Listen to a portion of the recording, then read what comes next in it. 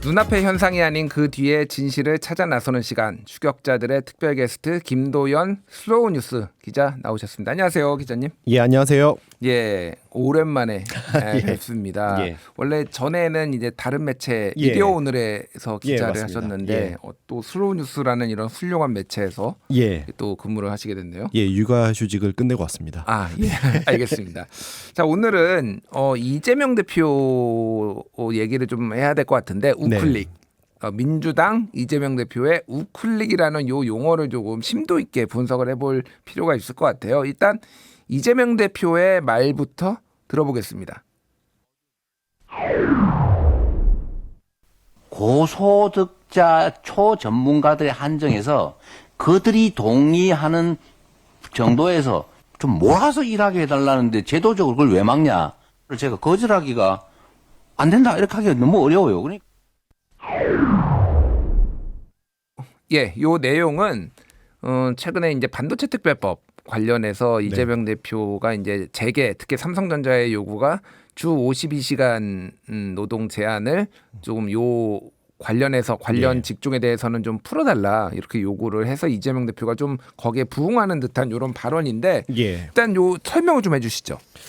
일단은 지금 말씀하신 내용대로 이재명 대표의 발언은 주 52시간, 그러니까 반도체 연구 인력에 대한 그 노동 시간의 규제를 완화해 달라는 재계의 요구에 대해서 그 민주당 찬반 토론이 있을 때 이재명 대표가 이렇게 얘기하면서 자신은 재계 쪽의 요구들도 좀 솔깃하다 이렇게 하면서 노동계에게 한번 재계를 한번 설득해봐라. 예. 또 재계는 노동계의 이런 반대 입장에 대해서 설득해봐라. 이렇게 자신이 좌장을 맡아서 그 양쪽을 중재하면서 그 토론하던 중에 나온 그런 발언이었고요. 그렇군요. 그러니까 이재명 대표는 그러니까 사회자였죠. 그러니까 쉽게 그렇죠. 얘기하면 좌장, 예. 좌장, 사회자. 예.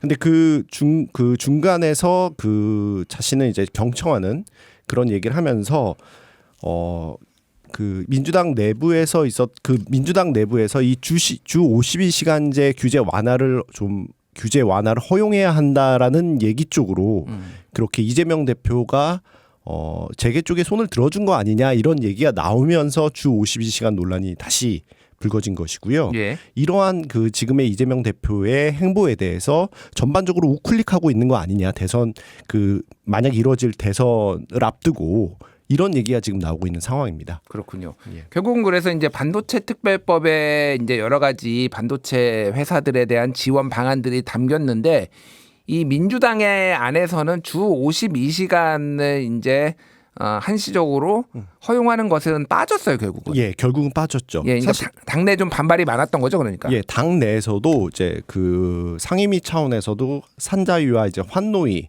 이 의원들 사이에 사실 이견이 좀 있었고요.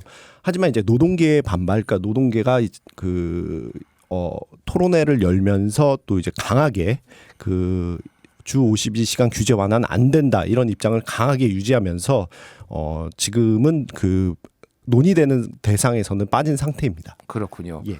그래서 지난 17일에 반도체 특별법의 국회 상임위원회 소위원회 통과도 불발이 됐는데요. 예. 이제 국민의힘 여당은 주 52시간제 예외 조항을 뺀 반도체 특별법은 의미가 없다라면서 이제 합의 예. 불가 입장을 내비쳤어요. 예. 지금 그러면 민주당의 입장 스탠스는 좀 어떤 건가요? 민주당은 당장은 반도체 고급 연구 인력에 대한 주 52시간 예외 적용에는 반대한다는 입장이고 특히 이제 김원희 그 반도체 특별법을 의제화해 온 민주당의 김원희 의원 같은 경우에는 이 주 52시간제 예외 조항은 근로기준법이나 노동부 이제 장관 고시 등을 통해서 풀어야 할 문제지 특별법에 담을 수는 없다. 그러니까 조금 일반법인 근로기준법 안에서 그 논의가 되어야 될 문제를 특별법 안에 이렇게 가둬두게 되면은 다른 예를 들면 이제 뭐 K조선 지금 이제 그 K조선 그 조선 업계에서도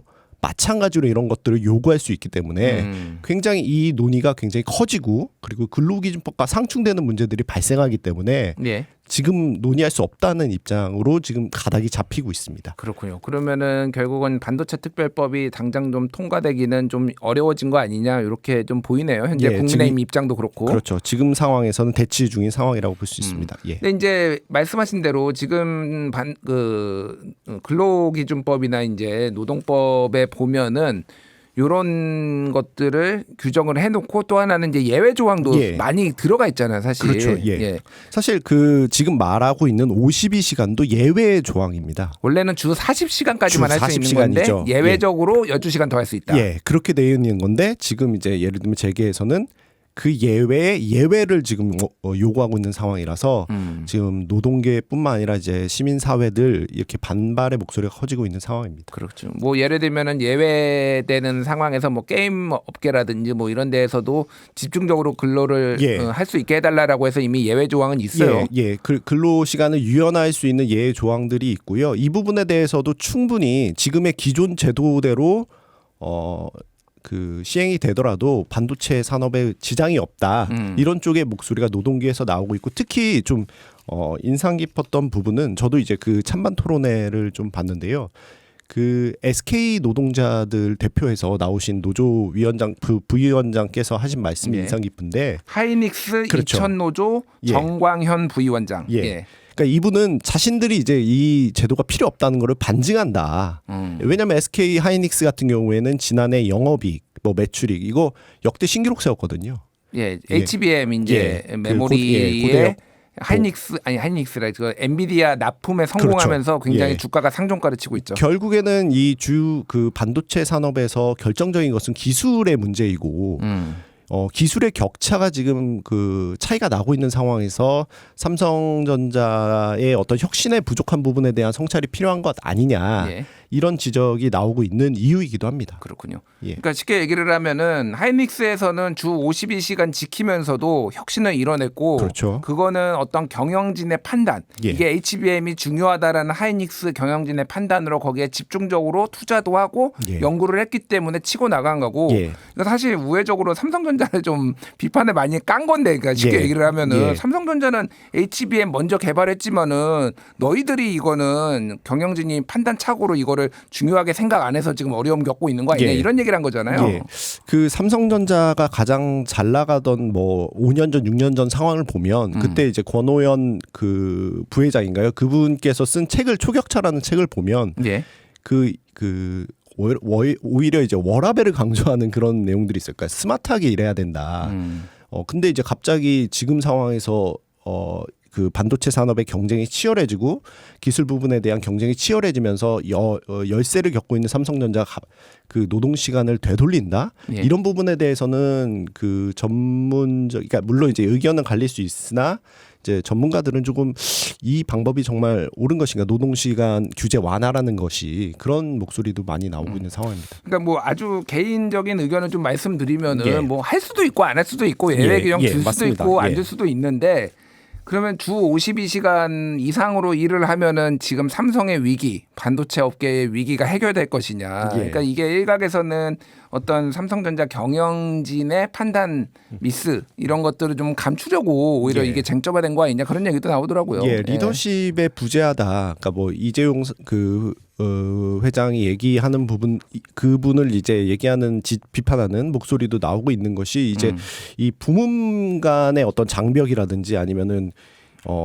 결국에는 그 이제 뭐 삼성 그 휴대전화 최신 휴대전화가 삼성 반도체를 쓰지 않아서 안 왔다 뭐 이런 얘기도 그래서 잘 나간다 뭐 이런 얘기도 있을 정도로 그 부분에 대한 혁신에 대한 그 논의나 이런 것들이 없거든요. 그리고 예. 최근에 이 반도체 관련해서 민주당이 이제 경청한다 대기업 재계들의 목소리를 경청한다고 하면서 SK랑 이제 그 삼성을 불러서 얘기를 듣기도 했는데 근데 이제 삼성에서는 자신들의 혁신에 대한 부분, 그러니까 국가적인 차원에서 지원을 해줄 경우에 그럼 삼성은 무엇을 해줄 수 있는가에 대한 부분은 참 그 공백으로 논의가 공백이 된 상태에서 토론이 진행되더라고요. 그렇군요. 그러니까 그 부분에 대한 얘기가 좀 더 채워져야지 지금의 어떤 노동 시간의 문제는 사실 지엽적인 부분이고 예. 더 큰 틀에서 좀 논의가 되어야 되는데 그 부분에 대해서 좀 그 아쉬운 부분이 좀 알겠습니다. 있었습니다. 예. 요런 요 한 틀 한 네. 가닥을 좀 정리를 하고요. 다음에는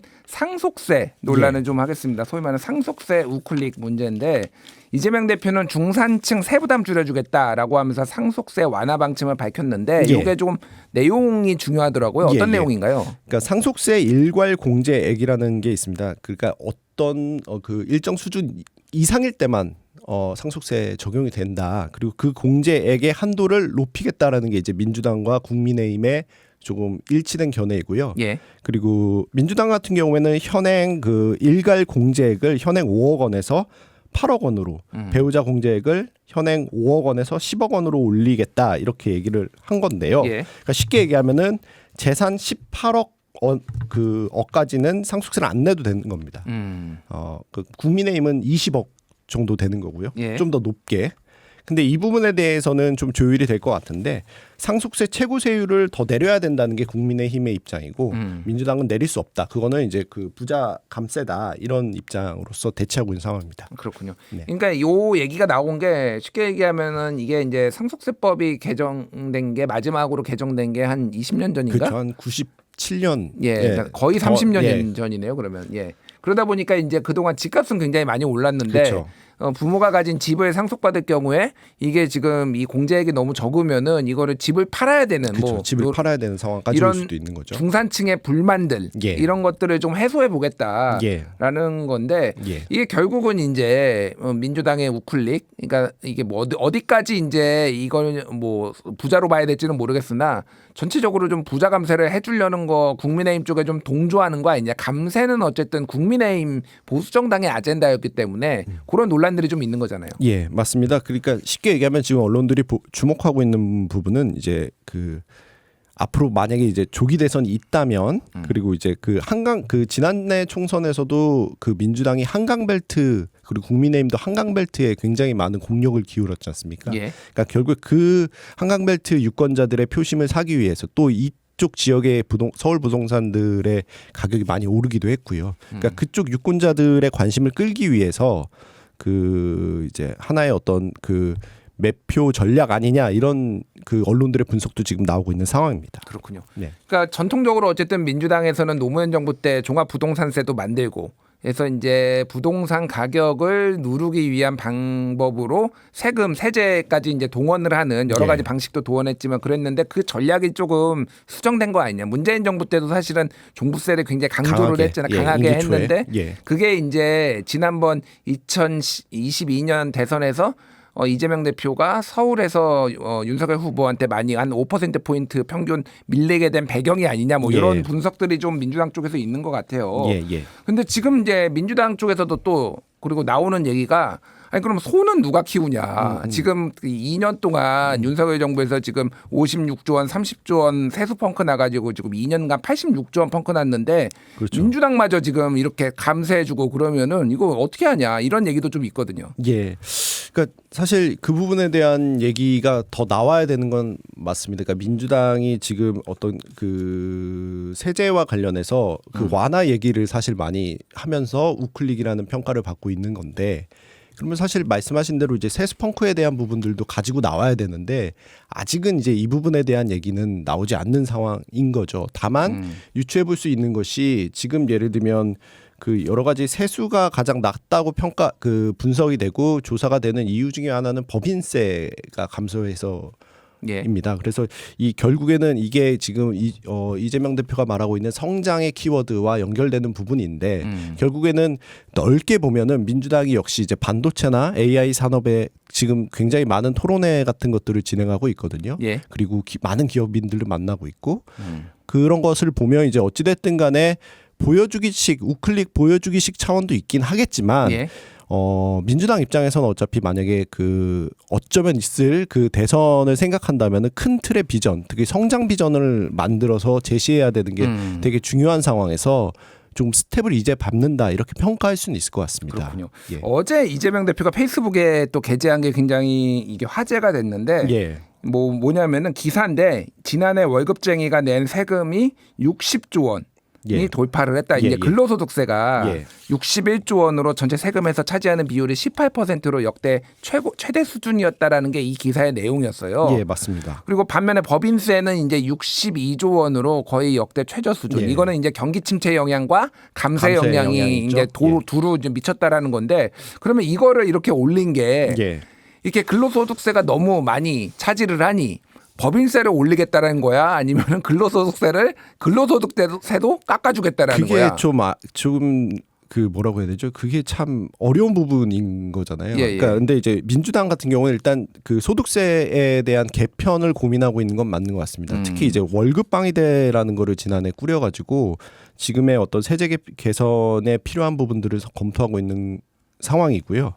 그리고 이제 사실 이게 참 예민한 문제인데 아까도 말씀하셨지만 예. 근데 그렇다고 이제 법인세를 올리겠다라고 얘기를 하기에는 굉장히 또 부담이 되는 상황일 거예요. 그러니까 지금 이 맥락상에는 법인세를 그만 올려야 된다. 소득세를 개편하고 법인세를 올려야 된다는 얘기가 논리적으로는 맞는데 근데 회복과 성장 얘기를 하면서 성장의 방점을 찍었잖아요. 그렇죠. 예, 또. 그렇다니까 그 자기가 이제 어찌됐든 간에 그 경제 성장에 대한 부분을 강조한 상황에서 다시 법인세를 올린다라고 얘기하기엔 되게 어려운 상황이라서 저도 이 부분에 대한 그 이제 민주당의 다음 스텝은 무엇일지가 좀 궁금한 상황인데 아무래도 이제 계속 이제 세금을 내린다는 얘기를 좀 더 거기에 무게 중심을 싣지 않을까. 근데 그러면 그럴수록 이제 점점 실질적으로 이제 직권이나 이런 것들을 생각해 볼 때 예. 가능성이 아예 없는 건 아니니까. 근데 생각해 볼 때는 그 부분에 공백이 분명 점점 더 커지고 예. 이게 반대급부로 올 것이고 예를 들면 만약에 이재명 대표가 이제 후보가 된다면 그 부분에 대한 질문을 되게 날카롭게 받을 거란 말이죠. 그러니까 예. 그 부분에 대한 대비가 우클릭은 어떻게 보면 말씀하신 대로 할 수 있는 것이지만 그 부분에 대한 그 사회적 약자에 대한 어떤 그 복지나 이런 부분에 대한 얘기는 그러면 어떻게 할 것인가. 이거를 지금 만들지 않으면 이제 다가올 어떻게 선거에서는 예. 공격 포인트가 될 수 있겠다 그렇죠. 이런 건데 결국은 그러면은 이제 세수가 그러면은 다음 정권이 누가 될지는 모르지만은 뭐 만에 하나 가정을 하고 예. 이재명 정부가 된다라고 했을 때 다 세수를 깎아줬으면은 재정 적자는 또 날 것이고 그렇죠. 그럼 결국은 이제 뭐 추경도 하고 막 그래야 되면은 이거는 나라 빚으로 또 이어질 것이고 그렇죠. 그러면은 전체적으로 국가 경제의 어떤 부담도 늘어날 것이고 여기 딜레마가 있는 건데 게다가 상속세율과 소득세는 이게 상호 보충적인 그렇죠. 거라서 예. 소득세가 높으면은 상속세율이 낮고 다른 나라를 보면은 예. 소득세가 낮으면은 상속세율이 높고 이렇게 보완적인 건데 예, OECD 보면은 예. 그 상속세를 폐지한 나라도 있어요. 뭐 캐나다, 스웨덴, 멕시코 뭐 이런 나라들이 있는데 이런 나라들은 그 상속세를 폐지하면서 자본이득세를 도입한 케이스거든요. 예. 근데 이 부분도 이제 되게 큰 이슈인 거잖아요. 자본이득세 부분은 특히 이제 민주당 같은 경우에 뭐 주식이나 이런 부분들에 대한 그 민심을 되게 예민하게 지금 경청하고 있는 상황인데. 금융소득세 그래서 그렇죠. 이제 예. 폐지했죠. 아예. 예, 그러니까. 그래서 예. 근데 이걸 또 다시 뭔가 세금에 대한 얘기를 그러니까 세금의 얘기를 그 감세 얘기를 하면 할수록 그게 중산층이든 뭐 어디 계층이든 근데 그로부터 돌아올 반대급부를 감안하지 않을 수 없는 상황이 점점 커진다는 거죠. 그렇군요. 어쨌든 뭐 국민의힘의 입장도 있고 민주당의 입장도 있는데 민주당이 이렇게 논란과 화제가 되는 것은 기존의 스탠스와는 확실히 달라졌기 때문에 좀 더 많이 예. 다루고 있다 이런 말씀을 드리고요.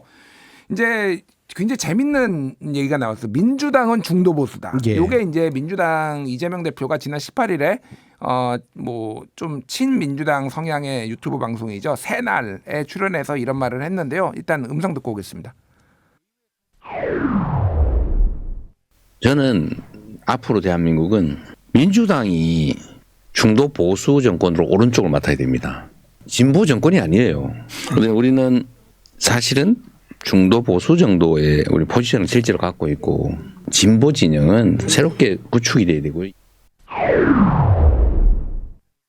예, 이재명 대표 목소리였고요. 또 다른 인터뷰에서는 이재명 대표가 이렇게 얘기를 했어요.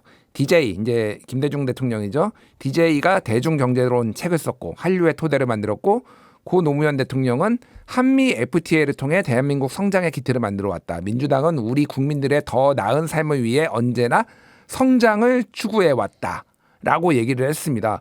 그래서 일단은 이게 뭐라고 할까요? 이게 제목 뽑기 참 좋은 말이었어요. 민주당은 중도 보수 이렇게 하면은 눈이 확 뜨이잖아요. 이건 좀 어떤 배경에서 이런 말이 나왔다고 좀 보시는지 기자님. 일단은 뭐 많은 여론조사에서 나왔지만 현재 중도층의 민심이 아무래도 그 결정된 상황은 아니잖아요. 그러니까 뭐 조금 얘도 싫다, 쟤도 싫다 이런 좀 입장으로 왔는데 그 부분에 대해서 특히 이제 이재명 대표 하면은 뭐 기본소득 등등 포함해서 좀 급진적이다 아니면은 좀 과격하다 이런 이미지가 있는데 그런 부분에 대해서 좀 이미지를 완화하는 측면에서 지금 나오고 있는 그 행보들로 좀 해석될 수 있는 부분들이 있는 것 같고요. 그리고 실제로 좀 그 중도 보수 쪽으로 그 저런 발언을 해도 그 지지를 받을 수 있는 어떤 상황들이 좀 있는 것 같습니다. 예를 들면 이재명 대표의 어떤 당내 장악력이라든지 그리고 또 진보 진영이 또 한편으로는 실제 좀 구축이 돼야 되는 상황인 거잖아요. 그러니까 되게 위협이 되지 않는 그런 상황, 지금의 상황들. 그러니까 진보 정당이라고 불렸던 예전에 민주노동당부터 그렇죠. 해서 정의당까지 있었던 정당이 좀 사실상 약간 몰락한 이런 상황이기 때문에 왼쪽이 많이 비어 있거든요. 그렇죠. 그러니까 사실 그분들 입장에서는 그 선택지, 그러니까 예를 들면 선거라는 선택지에서 사실 어디에 선택해야 될지 조금 어떻게 보면 또 쉬워진 상황일 수도 있는데 그렇기 때문에 이제 사실 뒤가 걱정이 안 되는 이재명 대표 입장에서는 좀 더 이제 그 중도 쪽으로 좀 더 그 합리적 보수 쪽에 그 유권자들에게도 좀 설득력 있는 어떤 정책들을 내보면 자신이 그 향후 어떤 선거에서의 어떤 그 기대한 바를 이루지 않을까 이런 전략들이 지금 작용하는 발언들인 것 같습니다. 그렇군요. 그러니까 말씀을 좀 제가 짧게 요약을 해보면은 이제 이 오른쪽으로 가면은 사실 왼쪽에 비어서 그렇죠. 왼쪽 지지자들이 이탈하거나 그래야 그렇죠. 되는데 지금은 이번 대선에서는 마땅히 찍을 후보가 없는 거죠. 정의당에서도 후보를 내기도 그렇고 나올 수 있겠지만 나올 수도 있겠지만은 조국혁신당에서도 지금 조국 대표가 이제 감옥에 가면서 딱히 이제 대선 주자가 뭐 누군가 나올 수 있지만은 뭐 그러다 보니까 아무래도 과감하게 우클릭을 하는 것 같은데 일단 오늘 이 중도 보수, 진보 아닌 중도 보수라는 요 표현에 대해서 뭐 여러 당내에서 반발이 이어지고 있습니다. 김부겸 전 총리 같은 경우에는 민주당 정체성을 혼자 규정하는 월권이다. 그리고 뭘 역사적이다. 이런 표현도 쓰면서 이게 좀 논쟁이 될 것 같더라고요. 근데 사람들이 정말로 민주당을 그러면은 중도보수 정당으로 볼 것인가 뭐 그렇게 보시는 분들도 있어요. 이게 또 하나는 이제 국민의힘이 너무 극우로 가는 거 아니냐. 그렇죠. 그렇다 보니까 돌아오라라는 약간 이런 표현 비슷한 표현까지 썼거든요. 그러다 보니까 이제 우리가 합리적인 이 중도 보수까지 품는 정당이 되겠다라는 어떤 정치적 수사일 수도 있겠지만은 진짜로 사람들이 그러면은 민주당을 중도 보수까지 포함을 할까? 그러니까 포함하는 정당으로 볼까 하는 조금 의문점이 남기는 해요. 예, 맞습니다. 저는 제가 조금 마지막으로 주목하고 싶은 거는 결국에는 이런 것들을 좀 더 설득력을 얻기 위해서 그 말씀하셨듯이 설득력을 좀 얻기 위해서는 이재명 대표와 민주당의 어떤 포용력은 분명 더 강화돼야 된다고 생각을 하거든요. 포용력이요? 그러니까 어찌됐든 보수의 이미지는 좀 안정감이잖아요. 근데 아까 말씀하셨듯이 그 이재명 대표는 기본소득, 기본사회를 얘기하다가 지금 얼마 안 돼서 성장이라는 얘기를 하게 된 거니까 굉장히 국민들이 바라봤을 때는 불안정한 부분들이 분명히 있거든요. 그러니까 그런 부분들의 안정감을 주기 위해서는 어쨌든 자신을 비판하는 세력들 그리고 아까 말씀하신 뭐 반대 입장을 보여준 그 당내 정치인들에 대해서 비명계 그렇죠. 얼마든지 나는 그래도 포용할 수 있다. 이런 좀 자신감을 갖고 좀 더 그 앞서 말한 행보들을 한다면 국민들이 그 아예 전적으로 그 이재명 대표를 비판하는 입장에서도 전적으로 지지는 하진 않지만 한번 10번에서 이제 한 번 볼 거라면 3번, 4번 보면서 알겠습니다. 마지막으로 요거는 좀 짧게 질문을 드릴게요.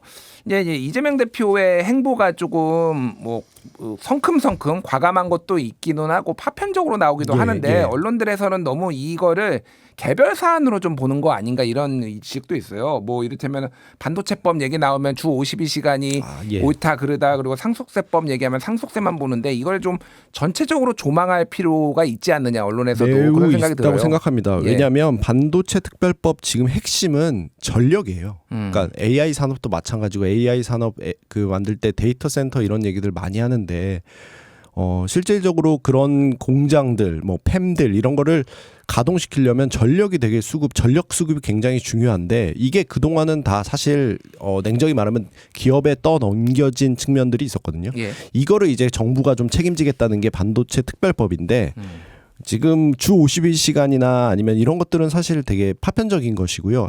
핵심은 이 전력들을 어떻게 안정적으로 공급할 수 있느냐에 산업의 어떤 경쟁력이 달려있다. 이런 얘기들이 많이 나오는데 이 부분에 대해서 정치권이 좀 더 귀를 기울여야 할 것 같습니다. 예, 오늘 여기까지 하겠습니다. 김도연 슬로우 뉴스 기자와 함께 추격자들 함께했습니다. 기자님 감사합니다. 감사합니다.